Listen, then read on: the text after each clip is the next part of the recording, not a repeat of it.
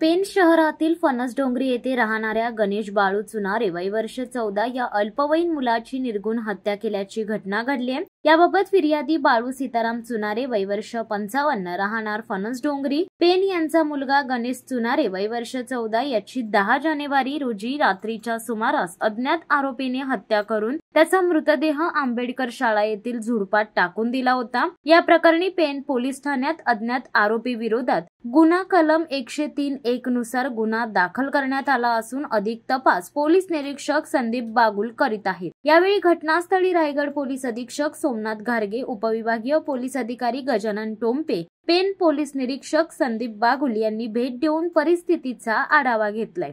शिवसत्ता times साठी देवा पेरवी, पेण। धडक बेधडक वृत्त देणाऱ्या आपल्या शिवसत्ता टाइम्स न्यूज चॅनलला लाल बटन दाबून सबस्क्राईब करा आणि बेल आयकॉनला क्लिक करायला विसरू नका।